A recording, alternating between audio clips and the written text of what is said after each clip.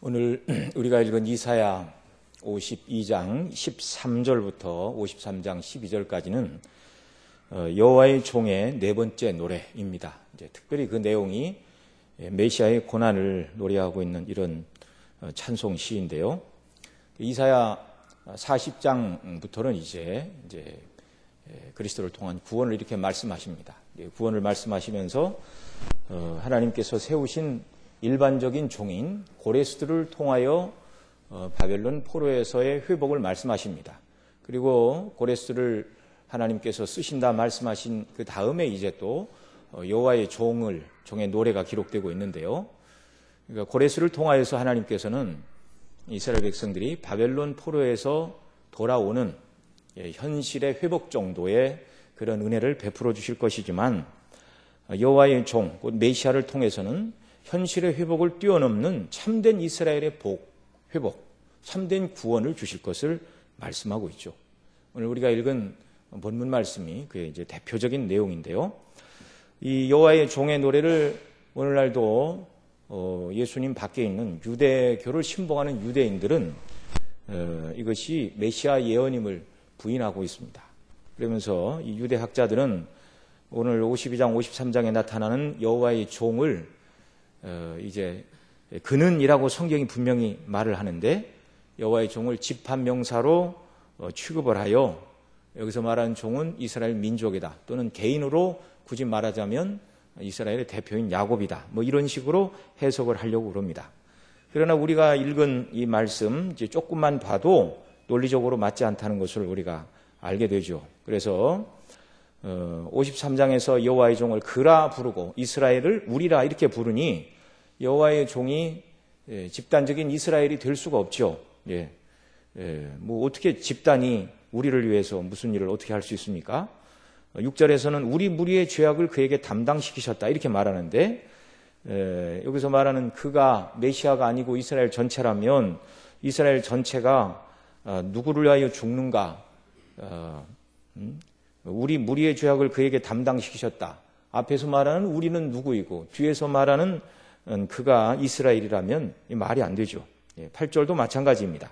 그가 산자의 땅에서 끊어지면 내 백성의 허물을 인함이라 이렇게 말하고 있는데 그가 이스라엘이 끊어지면 내 백성은 또 누구입니까?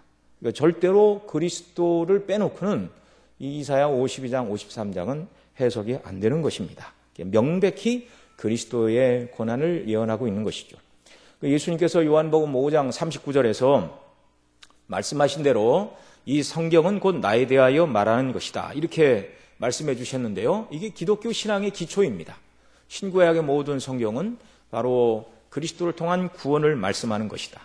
그리고 예수님께서도 이 메시아의 종의 네 번째 노래인 한 부분인 이사야 53장 12절을 인용하여 이렇게 말씀하셨습니다. 기록된 바 저는 범죄자의 동료로 여김을 받았다 한 말이 내게 이루어져야 하리니, 이 말씀을 누가는 22장 37절에 기록을 하고 있습니다. 그러니까 예수님마저도 친히 이 이사야 53장, 52장 후반부, 53장에 기록되고 있는 네 번째 여호와의 고난받는 종의 노래가 바로 예수님 자신에 관하여 기록된 것이라고 우리 주님이 친히 말씀해 주셨습니다. 예수님뿐만 아니라 예수님이 세우신 사도들도 53장을 적어도 신약의 여러 군데에 걸쳐서 8절 이상을 예수님과 관련하여 인용을 하고 있습니다. 그러니까 요한 사도는 예수님께서 많은 표적을 행하셨음에도 불구하고 유대인들이 예수님을 믿지 않자 53장 1절을 인용하여 이렇게 말합니다. 이는 선지자 이사야의 말씀을 이루려 하심이라. 가로되 주여 우리에게 들은 바를 누가 믿었으며 주의 팔이 누구에게 나타났나이까. 요한복음 12장에서 사도 요한이 인용하고 있는 말이죠. 그리스도에 대하여 증거해도 유대인들이 듣지 않을 것을 이미 말씀해 주고 있는데 그것이 바로 예수님에 관한 일이라고 요한 사도가 해석하여 적용하고 성령의 감동을 받은 사도가 성경을 그렇게 기록하고 있죠. 마태 사도도 마찬가지입니다. 예수님의 치유 사역을 설명하면서 이사야 53장 4절을 인용합니다. 이는 이사야 선지자로 하신 말씀에 우리 연약한 것을 친히 담당하시고 병을 짊어지셨도다 함을 이루려 하심이라. 예수님께서 당시 많은 사람들의 질병을 고쳐주셨는데 그것은 무엇인가? 친히 사람들의 질병을 짊어지시고 십자가에서 고난받으실 것이기 때문에 그러한 일을 행하셨다는 것이죠. 이런 말씀들에 대해서는 이 뒷부분에 적용편에 가서 조금 더 말씀을 드리도록 하겠습니다. 베드로 사도 역시 베드로전서 2장 22절 우리가 잘 아는 대로 저는 죄를 범치 아니하시고 그 입에 괴사도 없으시며 욕을 받으시되 욕하지 아니하시고 고난을 받으시되 위협하지 않으시고 오직 공의로 심판하는 자에게 부탁하시며 친히 나무에 달려 그 몸으로 우리 죄를 담당하셨으니 이는 우리로 죄에 대하여 죽고 의에 대하여 살게 하려 하심이라. 저가 책찍에 맞음으로 너희가 나음을 얻었나니. 바로 이사야 53장 5절 6절 9절 11절 말씀을 베드로 사도가 인용하여 그리스도에게 적용하고 있는 것이죠. 자, 이렇게 예수님 자신과 또 신약의 여러 사도들에게 많은 인용을 받고 있는 것이 바로 이사야 53장 고난받는 여호와의 종의 노래인데요. 이렇게 신약에서 여러 번 인용을 하고 있고 관심을 받는 이 고난의 종의 노래의 핵심이 무엇인가? 그걸 우리가 한마디로 이해를 하고 들어갈 필요가 있는데 여기서 보여주시는 말씀은요. 천국의 문을 여는 열쇠가 무엇인가? 이걸 우리에게 보여주고 있습니다. 천국의 문을 여는 열쇠가 무엇인가?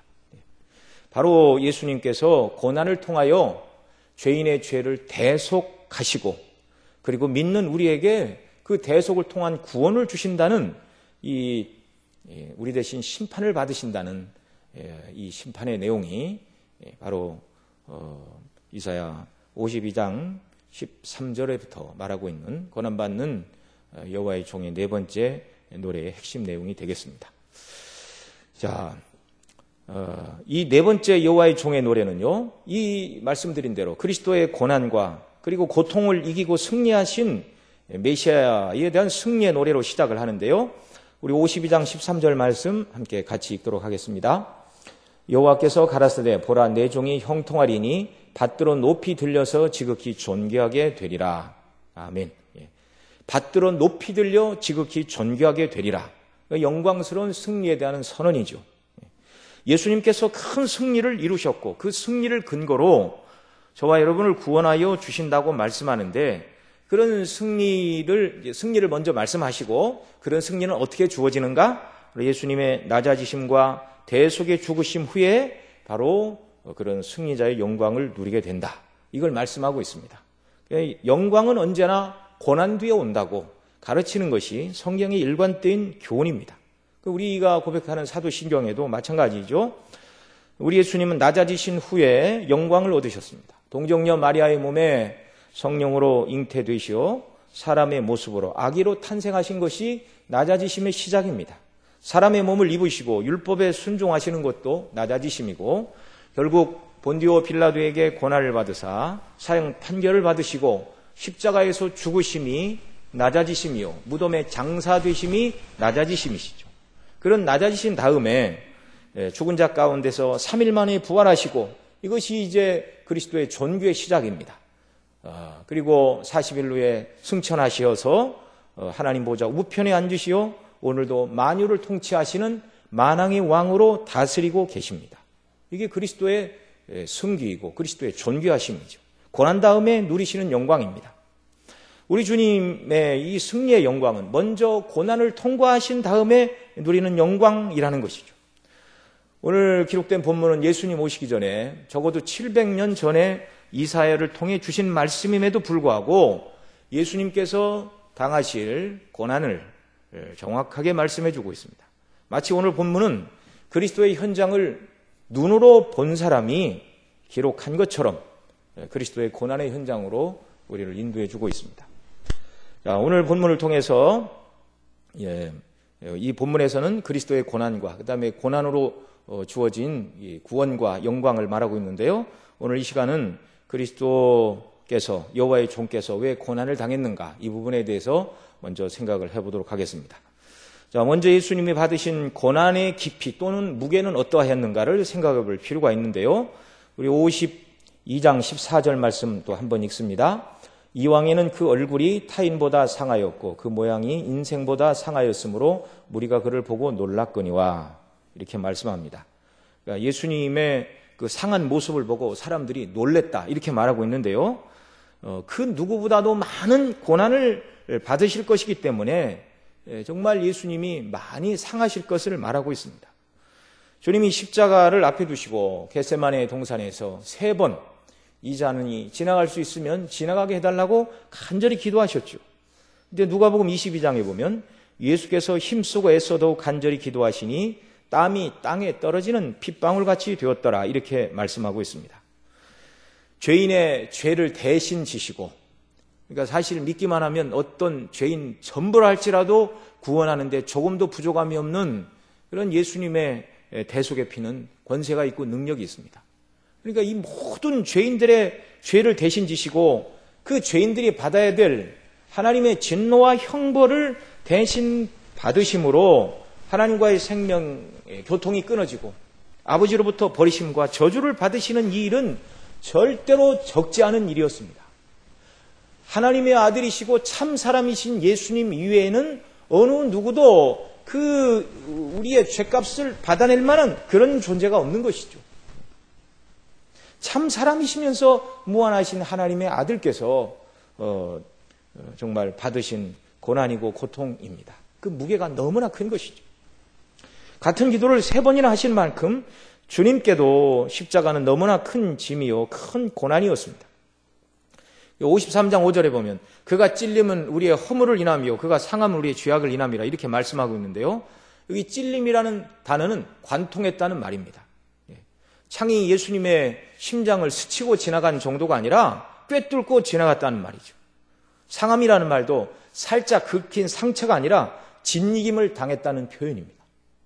죄로 인해서 주님이 저와 여러분을 대신하여 이런 엄청난 고난을 당하신 것입니다.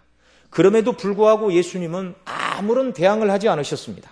우리 7절 말씀 53장 7절 읽습니다. 그가 곤욕을 당하여 괴로울 때에도 그 입을 열지 아니하였으며 마치 도수장으로 끌려가는 어린 양과 털 깎는 자 앞에 잠잠한 양같이 그 입을 열지 아니하였도다.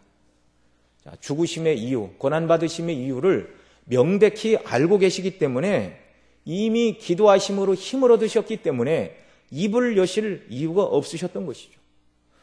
3번째, 여호와의 종의 노래인 이사야 50장 6절에서는 이렇게 기록하고 있습니다. 나를 때리는 자들에게 내 등을 맡기며 나의 수염을 뽑는 자들에게 나의 뺨을 맡기며 수욕과 침뱉음을 피하려고 내 얼굴을 가리우지 아니하였느니라, 그렇게 말씀하고 있는데요. 예수님은 고난의 현장에서 책찍에 맞으시고 얼굴에 침뱉음을 당하시고 또 어느 누군가는 예수님을 주먹으로 때리고 선지자야 누가 때렸는가 맞춰봐라, 온갖 모욕을 예수님께 다 가했습니다. 온갖 폭력과 모욕을 다 당하셨습니다. 그럼에도 불구하고 주님은 입을 열지 않으시고 잠잠하셨습니다. 그 고통 속에서 왜 참으셨는가? 바로 그렇게 우리의 죄로 인하여 멸시와 고난을 받고 죄값을 치르시기 위해서, 그래야만 택한 백성들, 저와 여러분의 죄가 대속함을 받기 때문에 그 크고 무거운 형벌을 받으시는 현장에서도 말없이 우리를 사랑하사 고난을 참고 이겨내셨다는 말입니다. 그러면 예수님은 왜 이런 고난을 받으셔야 했을까요? 오늘 본문 이사야 53장 4절로 6절에 보면 예수님의 그 고난이 우리가 다 알고 있는 것처럼 예수님 자신의 허물이나 죄 때문이 아니라 다른 사람을 위한 대속이라는 것을 밝히고 있는데요. 우리 53장 4절로 6절 읽는데 우리 읽으시면서 이제 우리라는 표현이 여러 번 나오는데요. 우리라는 말이 몇 번 나오는가 한번 세 보시면서 같이 읽도록 하겠습니다. 그는 실로 우리의 질고를 지고 우리의 슬픔을 당하였거늘 우리는 생각하기를 그는 징벌을 받아서 하나님께 맞으며 고난을 당한다 하였노라. 그가 찔림은 우리의 허물을 인하며 그가 상함은 우리의 죄악을 인함이라. 그가 징계를 받음으로 우리가 평화를 누리고 그가 채찍에 맞음으로 우리가 나음을 입었도다. 우리는 다 양 같아서 그릇 행하여 각기 제 길로 갔거늘 여호와께서는 우리 무리의 죄악을 그에게 담당시키셨도다. 아멘. 여기 짧은 세 구절 속에 우리라는 말이 몇 번 등장하고 있죠? 9번 나오고 있습니다. 여기 우리 택한 백성들, 저와 여러분입니다. 저와 여러분의 죄짐을 대신 지시고 당하신 고난입니다. 자신의 허물은 하나도 없어요. 예수님은 털어서 먼지 안 나는 유일한 분이 바로 예수님입니다. 흠도 없고 점도 없는 분이 예수님이십니다. 그런 예수님이 우리를 위해서 더 정확하게는 나의 죄와 허물을 대속하시기 위하여 십자가에서 이와 같이 고난을 당하셨다고 말씀하고 있습니다. 우리 모두는 죄로 인하여 질병을 말하죠. 우리는 죄로 인하여 질병 아래 노출되어 있는 사람들이고 죄 때문에 슬픔을 당해야 되고 죄로 인하여 징벌과 고난과 죽음을 당해야 됩니다. 이게 다 죄의 결과입니다. 그런데 우리를 위하여 우리 죄짐을 지고 대신 우리의 죄짐을 지고 속하시기 위하여 당하신 고난이다. 이걸 말씀하고 있죠. 그런데 이 대다수의 사람들은 이 고난의 의미를 모르고 3절에서는 뭐라고 말을 합니까? 제가 읽어보겠습니다. 그는 멸시를 받아서 사람에게 실어버린 바 되었으며 간고를 많이 겪었으며 질고를 아는 자라. 마치 사람들에게 얼굴을 가리우고 보지 않음을 받는 자 같아서 멸시를 당하고 우리도 그를 귀히 여기지 아니하였도다. 그분이 나를 위하여 이렇게 죄값을 담당하기 위하여 죽어가고 있다는 것을 깨달았다면 아무도 그 현장에서 멸시할 수가 없죠. 또 4절에서 우리가 읽은 대로 그는 실로 우리의 질고를 지고 슬픔을 당하였기는 우리를 생각하기는 그는 징벌을 받아서 하나님께 맞으며 고난을 당한다 하였노라. 나 때문에 고난을 예수님이 받으셨음에도 불구하고 이걸 깨달지 못할 때는 마치 예수님이 자기 죄와 허물 때문에 고난을 당하는 것처럼 그렇게 생각한다는 말이죠. 그러니까 성령의 역사가 없으면 오늘날 세상의 모든 사람들이 성경에 기록된 그리스도의 고난을 읽을 때 자기와는 아무 상관도 없는 일로 예수님이 자기 죄가 있으니까 고난을 당했지 이렇게 생각한다는 말이죠. 53장 1절에 말하는 것처럼 우리의 전하는 것을 누가 믿었느냐 여호와의 팔이 누게 나타났느냐 이렇게 이사야가 묻고 있는데 이게 요한 사도는 그것을 유대인들이 예수님을 믿지 않을 때 이 말씀을 인용하면서 참으로 구주를 알아보는 눈이 없음을 한탄하면서 그 말을 인용했는데요. 누가 믿었느냐? 이 말은요. 아무도 자기 자신의 지혜와 능력으로는 예수님이 십자가의 죽으심의 의미를 깨달을 자가 없다는 것입니다.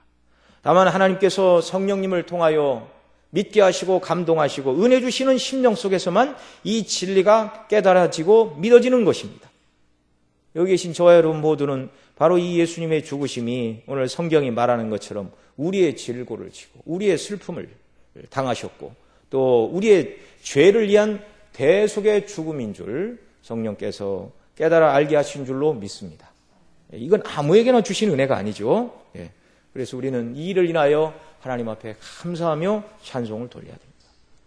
자, 예수님께서 이렇게 우리 죄를 대신하여 고난받으시고 대속의 십자가를 지실 것을 예언한 대로 주님은 이 대속의 길을 가셨는데요. 예수님은 이 길을 왜 가셨는가? 다른 말로 바꾸면 누가 이 무거운 대속의 십자가의 죽음의 길을 예수님에게 맡기셨는가 하는 것입니다. 여러분 이 일을 누가 계획하셨죠? 하나님 아버지께서 계획하신 일입니다. 6절 우리가 읽은 대로 여호와께서는 우리 무리의 죄악을 그에게 담당시키셨도다. 이렇게 말씀하고 있습니다. 10절에서는 뭐라고 그러죠? 여호와께서 그로 상함받게 하시기를 원하사 질고를 당케 하셨은지요. 예수님의 대속의 이 고난은 하나님 아버지의 영원하신 계획 속에 수립되었고 예수님은 이사야를 통하여 이걸 말씀해 주셨고 또 영원하신 하나님의 계획 속에 계획된 이 작정을 이루시기 위하여 예수님이 이 땅에 오셨고 선한 목자가 되사 양들을 위하여 자원하사 그 목숨을 우리 위에 내어주심으로 대속의 십자가를 지셨다고 성경이 말씀하고 있습니다. 그렇다고 해서 이 과정에서 악역을 담당한 사람들의 죄가 면해지는 것은 아닙니다. 유대의 서기관 바리새인 백성의 장로들은 예수님을 미워하였고 가룟 유다는 그들이 예수님을 미워한다는 것을 알았기에 마음이 돌아서서 은 30에 예수님을 팔았고 또 당시 공회원들은 사형 판결을 할 수가 없었기 때문에 이방인 총독이었던 본디오 빌라도에게 예수님을 고발하여 사형 판결을 받아냈습니다. 그들의 그 악한 행위가 우리를 위한 구원의 공로가 될 수는 없는 것이죠. 다만 온갖 것을 쓰임에 적당하게 지으신 하나님께서 악인도 악한 날에 하나님의 뜻이 이루어지는 일을 위하여 사용하신 방편이죠. 하나님께서 이루시는 정말 악한 일에 쓰임을 받는다는 것은 너무나 그건 저주스러운 일이죠. 그러나 저와 여러분 모두는 우리를 위하여 대속의 피를 흘리신 예수님을 믿고 이제 구원받은 하나님의 백성으로서 하나님이 기뻐하시는 일에 하나님의 능력에 붙들려 성령에 붙들려 쓰임받는 귀한 은혜가 우리에게 있기를 바랍니다. 당시 유대 당국자들이 예수님께 대한 미움이 십자가의 원인이나 이유가 되지 못합니다. 가룟 유다의 배신이나 빌라도의 판결이 궁극적인 십자가의 이유가 될 수 없고 오늘 본문 6절 10절이 말하는 대로 하나님의 영원하신 계획 속에 우리의 죄의 문제를 해결하시기 위하여 하나님 아버지께서 사랑하시는 그 아들을 우리의 대속 제물로 내어주시기를 기뻐하셨고 우리 예수님은 오셔서 이 일을 이루셨다고 성경이 증거하고 있습니다. 자, 그러면 왜 하나님께서는 그 아들을 가장 처참한 형틀인 십자가에 죽도록 계획을 하시고 내어주신 것일까요? 이것이 중요한 것이죠. 먼저 죄로 인하여 하나님과 원수되었던 저와 여러분을 하나님과 화목시키시기 위함이었습니다. 우리 5절에 읽은 대로 그가 찔림은 우리의 허물을 인함이요 그가 상함은 우리의 죄악을 인함이라. 그가 징계를 받음으로 우리가 평화를 누리고 이렇게 말씀하고 있죠. 그가 징계를 받음으로 우리가 평화를 누린다. 하나님과 원수되었던 죄인들, 저와 여러분이었죠. 죄로 말미암아 하나님과 원수 관계에 있던 것이 예수님 밖에 있는 모든 인류의 상태였습니다.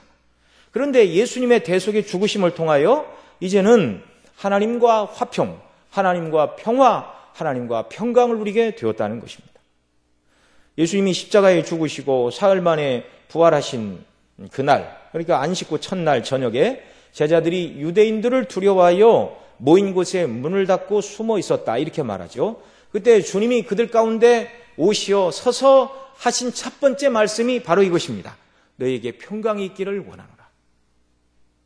단순히 유대인들을 두려워 떠는 제자들에게 유대인들을 두려워하지 말라라는 의미의 평강이 아니라 예수님이 십자가에서 죽으시고 그 다음에 부활하심으로 말미암아 이루신 이 대속의 사건으로 말미암아 너희들의 모든 죄가 완전히 사함을 받았으니 너희는 더 이상 하나님 앞에 죄인이 아니오 하나님 앞에 사랑받는 자녀로서 하나님과 평강을 누리는 자들이 되었다는 은혜의 선포입니다.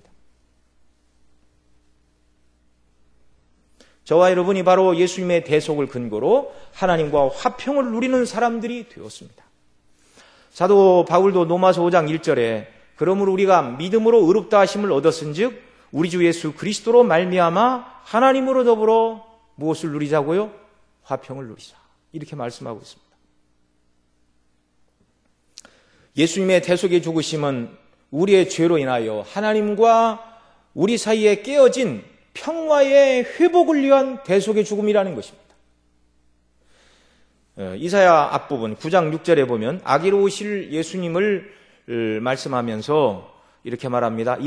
이는 한 아기가 우리에게 낳고 한 아들을 우리에게 주신 바 되었는데 그 어깨에는 정사를 메었고 그 이름은 기묘자라 모사라 전능하신 하나님이라 영존하신 아버지라 평강의 왕이라 할 것입니다. 예수님은 십자가에서 대신 죽으시고 우리 죄를 대속하심으로 말미암아 우리에게 평화를 주러 오신 평강의 왕이라고 말씀하고 있습니다.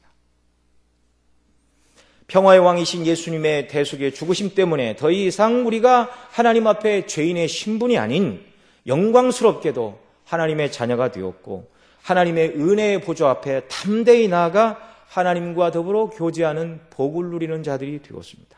이 모든 것이 우리의 중보자이시며 구원의 주님이신 예수님의 대속의 고난 때문에 주어진 은혜요 혜택이라고 말씀하고 있습니다.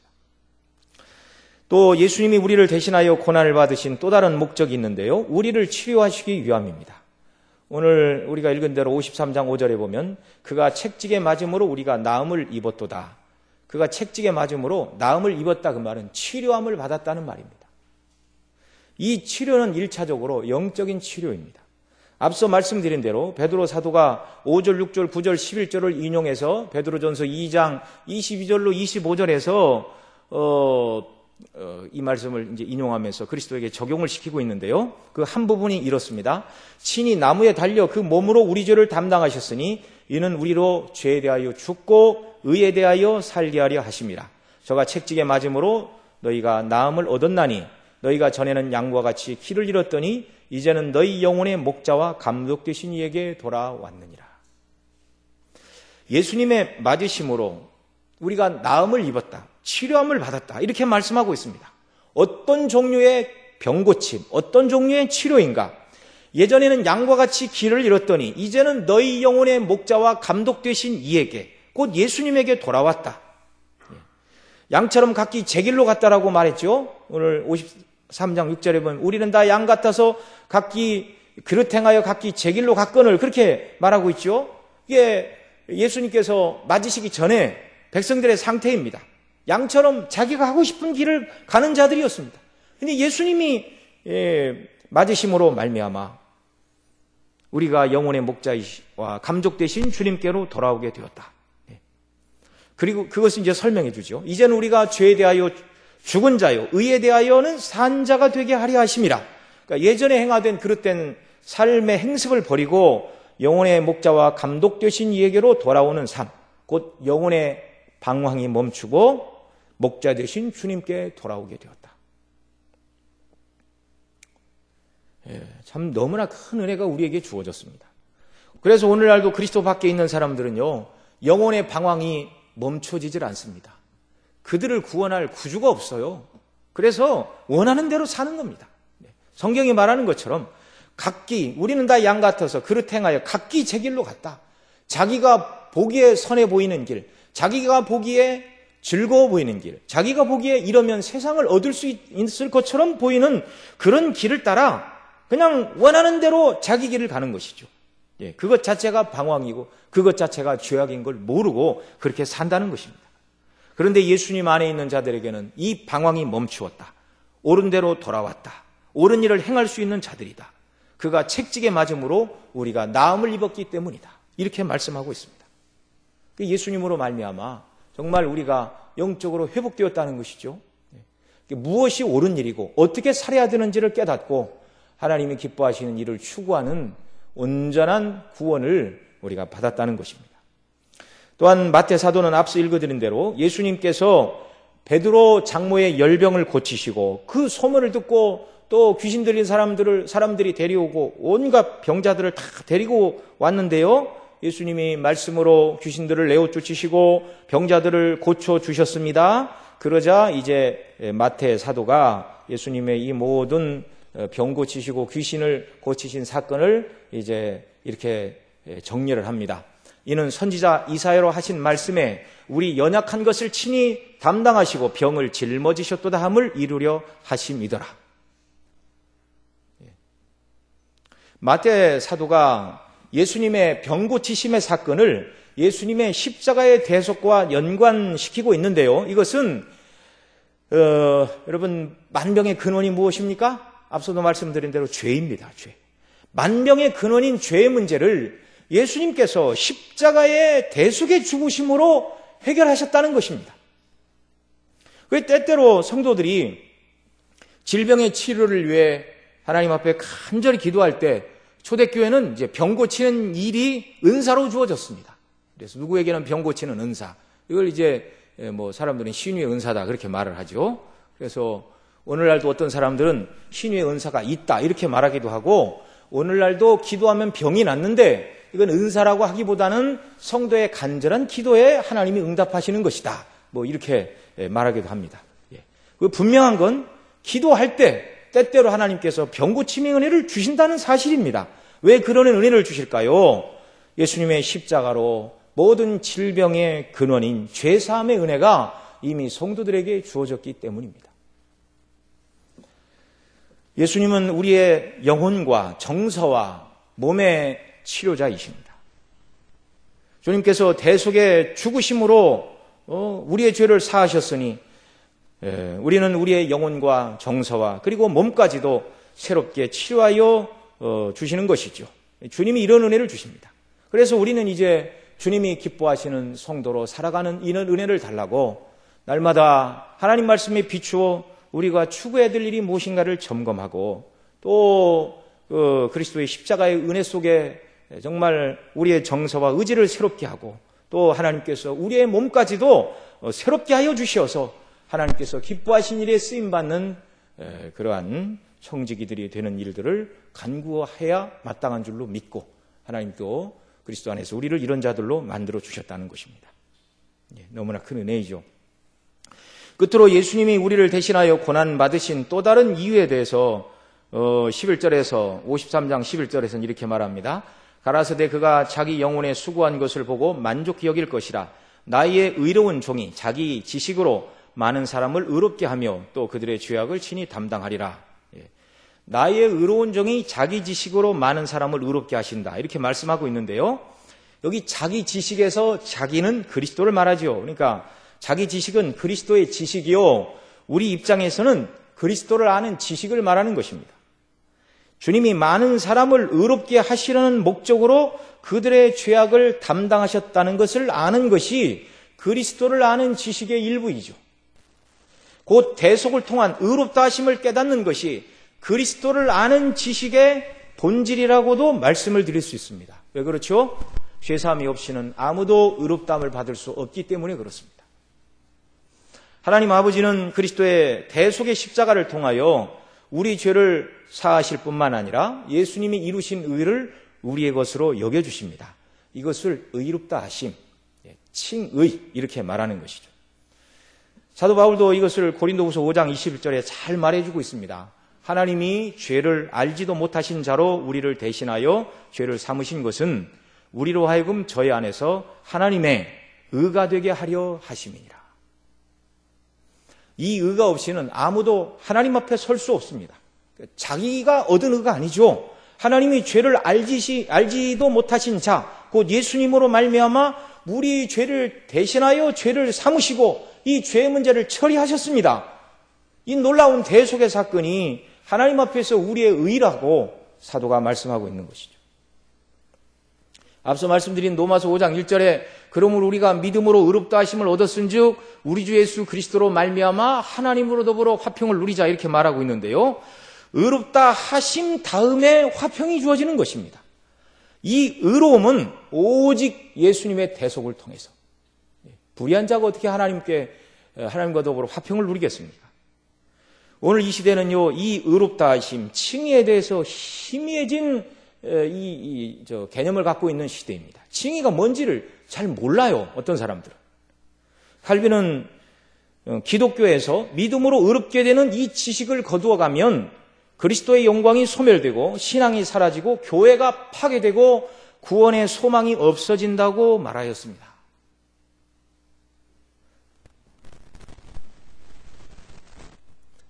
구원의 서정에 여러 단계가 있지만 칭의에 문제가 생기면 곤란해지는 것입니다. 교회의 존재와 성도의 신앙의 기초는 바로 그리스도의 대속을 통한 의롭다 하심이죠. 18세기 존 웨슬리는 이신칭의 교리에서 죄의 용서는 받아들였지만 의의 전가는 받아들이지 않았습니다. 예수님이 우리 죄를 용서해 주시니 이제 거기로부터 출발하여 의를 쌓아야 된다. 이건요, 기독교의 심각한 위해를 가하는 그런 사상입니다. 그 이후 오늘날 그리스도의 십자가의 은혜에 자기의 공로와 선행을 덧붙여야 진정한 구원이 이루어진다고 말하는 사람들이 있습니다. 사도 바울이 믿음으로 말미암아 의롭다 하심을 받는다는 이 명백한 진리를 성경에 써놨는데 오늘날 일부 신학자들은 바울의 새 관점이라고 이렇게 말을 하면서 칭의를 약화시키고 있습니다. 오직 우리는 그리스도의 대속을 통해서 죄사함 받고 의롭다 하심을 얻고 하나님과 평화를 누리고 그릇된 생각과 삶에서 치료하심을 받은 자들이 되었다는 오늘 본문의 말씀, 이사야 종의 4번째 노래의 말씀을 그대로 믿고 받아들여야 하는 것입니다. 하나님 아버지께서는 예수님 탄생 700년 전에 이사야 선지자를 통하여 메시아가 오시면 고난을 받으실 것인데 바로 이런 이유와 목적 때문에 죄 없는 그분이 참 하나님의 아들이신 그분이 정말 하나님의 버림을 받고 질고를 지고 고난을 당하고 죽게 될 것이다 말씀하고 계신 것이죠. 천국의 문은 오직 그리스도의 대속을 믿는 믿음을 통해서 그리스도의 대속을 통한 의롭다 하심을 받음을 통해서만 천국의 문이 열리는 줄 믿으시기 바랍니다.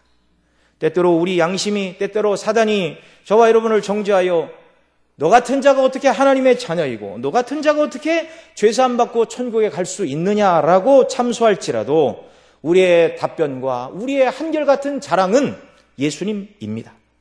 그분이 십자가에서 나의 죄를 담당하시고 의롭다 하시기 위하여 또 영적으로 육적으로 병든 나를 치료하시고 의롭다 하시고 그러므로 말미암아 하나님과 평강을 누리는 자가 되도록 하시려고 대속의 피를 흘려주셨다. 이것만이 우리가 붙들어야 될 오직 유일한 하나의 구원의 영광이고 표지입니다.